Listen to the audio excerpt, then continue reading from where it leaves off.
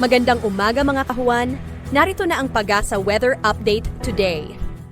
Magandang umaga, Pilipinas. Narito ang latest sa lagay po ng ating panahon. Apat na weather system ang nakakaapekto ngayon sa bansa at nagdudulot po ng mga pag-ulan sa halos malaking bahagi ng ating kalupaan. Una na nga riyan yung shear line o ito po yung boundary ng northeasterly at easterly na hangin. Nakakaapekto ito ngayon sa silangang bahagi ng Northern Luzon at nagdudulot nga po sa kasalukuyan ng halos tuloy-tuloy na mga pagbuhos ng ulan doon. Samantala, yung northeast monsoon o amihan, malamig na temperatura at mga pag-ulan din ang dulot sa natitirang bahagi pa ng Northern Luzon. Yung Intertropical Convergence Zone ay apektado pa rin ngayon ang halos buong Mindanao, maging ang lalawigan po ng Palawan, kung kaya't patuloy din nakakaranas sa malaking bahagi ng Mindanao at maging ang Palawan province sa araw na ito. Habang sa natitirang bahagi ng ating bansa ay easterlies naman ang nakakaapekto. Ito po yung hangin na nanggagaling sa dagat Pasipiko at kung minsan nga po ay nagdudulot din ng halos malawakang mga pagbuhos ng ulan. Maya-maya nga lamang ho ay iisa-isahin natin yung mga lugar kung saan ay inaasahan natin ang mga maulap na papawirin at halos kalat-kalat na pagulan at pagkita at pagkulog. Maya-maya lamang po yan sa ating mga next slides. Ngayon nga po ay i-discuss muna natin yung weather advisory. Nakataas pa rin ang ating weather advisory ngayon. In effect pa rin po ito dito sa Cagayan Province kung saan ay inaasahan natin ng 100 to 200 millimeters of rainfall sa araw na ito. Epekto nga po ito nitong shear line.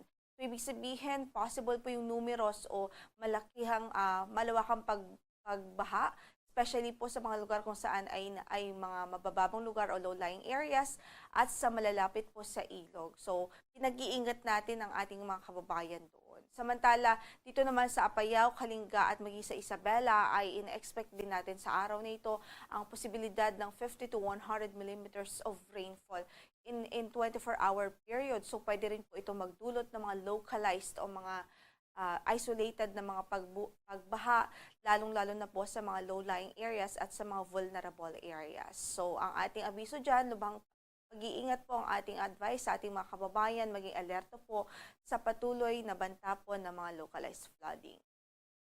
Samantala, bukas naman dahil pa rin sa shear line, pwede pa rin makaranas ng 100 to 200 millimeters of rainfall dito po sa Cagayan Province, habang 50 to 100 millimeters of rainfall naman sa Isabela at sa Apayao. So, halos eastern section pa rin ho ng Northern Luzon ang makakaranas ng malawakang pag-ulan until bukas or until tomorrow dahil pa rin nga po yan sa shear line. And by Sunday, pwede pa rin ng 50 to 100 millimeters of rainfall sa Cagayan Province. Dahil pa rin po yan sa epekto ng shear line. So nakikita nga po natin that at least in the next 3 days ay patuloy na makakaapekto ang shear line sa silangang bahagi ng Northern Luzon. At ito po ay inaasahang magdudulot ng malawakang mga pagulan na pwede nga pong magbigay pa rin ng bantahon ng mga pagbaha, especially sa mga low-lying areas.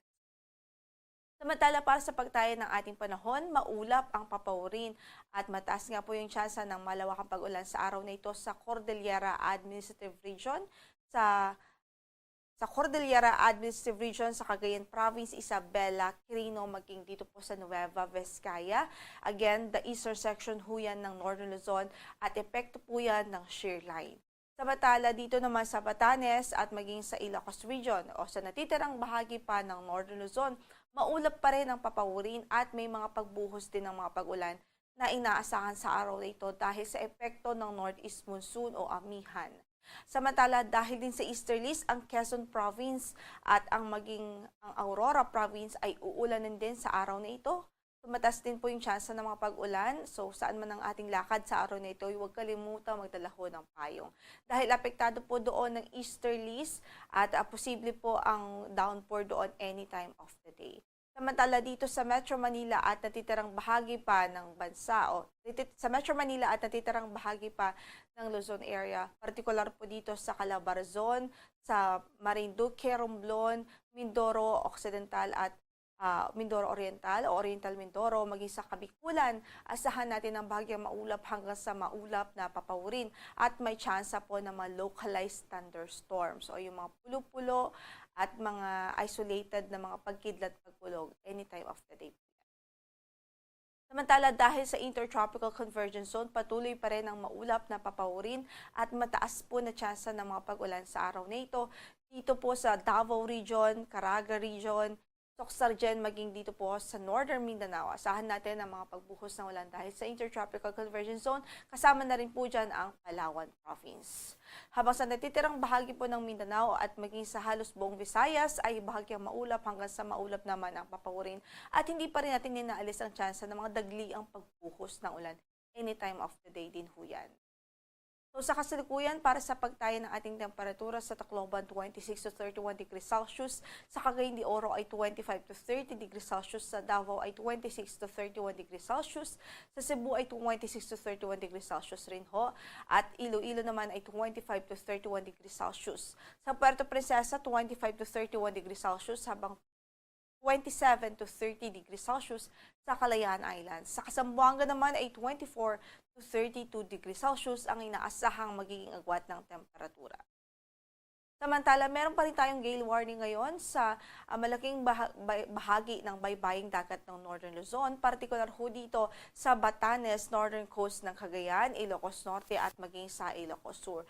So sa mga areas na ito, hindi pa rin po natin nire-recommenda at ina-advise na pumalaot yung mga gumagamit ng maliliit na sasakyang pandagat dahil delikado pa rin at maalon hanggang sa maalon pa rin ang kondisyon ng ating karagatan dyan. Ayan po ay dulot ng malakas na pagbugso ngayon ng hanging amihan o ng northeast monsoon.